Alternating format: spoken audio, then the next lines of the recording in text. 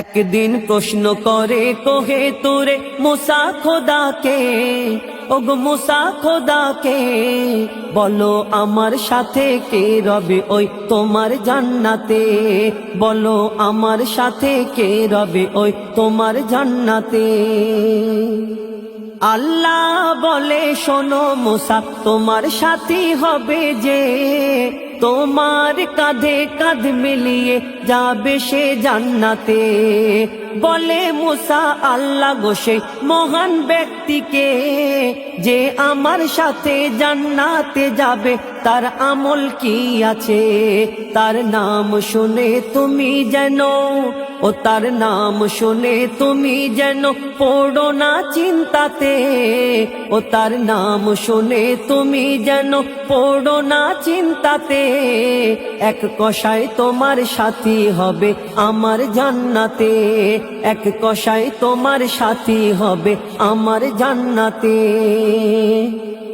মুসা নবী বেরিয়ে পড়ে কষায়ের সন্ধানে, তাকে খুঁজতে খুঁজতে পৌঁছে গেল কষায়ের দোকানে।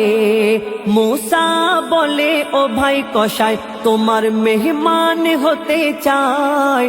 মুসা নবীকে চেনে না সে, তবুও রাজি হয়ে যায়। কষায়ের সাথে মুসা নবী, কষায়ের সাথে মুসা নবী এলো কষায়ের ঘরেতে, এলো কষায়ের ঘরেতে। মুসা বসে বসে দৃশ্য দেখে, কষায় ব্যস্ত কাজেতে। মুসা বসে বসে দৃশ্য দেখে, কষায় ব্যস্ত কাজেতে। কষায়ের ঘরে আছে গো এক বৃদ্ধ বুড়ি মা, মা ছাড়া সেই কষায়ের আর কেউ তো ছিল না। মায়ের নোংরা পায়খানা কষায় করে পরিষ্কার, মাকে গোসল দিয়ে রান্না করে মায়ের মুখে দেয় আহার, মাকে গোসল দিয়ে রান্না করে মায়ের মুখে দেয় আহার। কষায় গোস্ত চিবিয়ে নরম করে, কষায় গোস্ত চিবিয়ে নরম করে দেয় মায়ের মুখেতে, দেয় মায়ের মুখেতে। মা ঠোঁট নেড়ে কি বলতে থাকে খোদার কাছেতে, মা ঠোঁট নেড়ে কি বলতে থাকে খোদার কাছেতে। কষাই যখন খাবার নিয়ে মুসার সামনে আসিল, মুসা নবী তখন কষাইকে ওই প্রশ্ন করিল, ঠোঁট নেড়ে কি বলছিল ভাই তোমার বুড়ি মা? কষাই হেসে বলে, বৃদ্ধা লোকের কথা ছাড়ো না।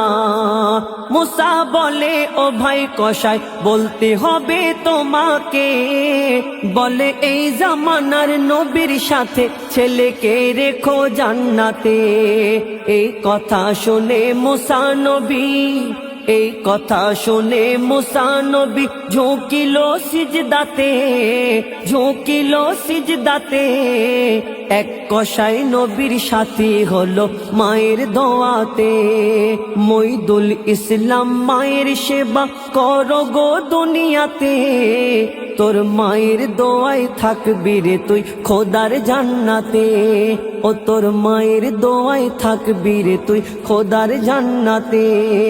একদিন প্রশ্ন করে কোহে তোরে মুসা খোদাকে, ওগো মুসা খোদাকে, বলো আমার সাথে কে রবে ওই তোমার জান্নাতে, বলো আমার সাথে কে রবে ওই তোমার জান্নাতে।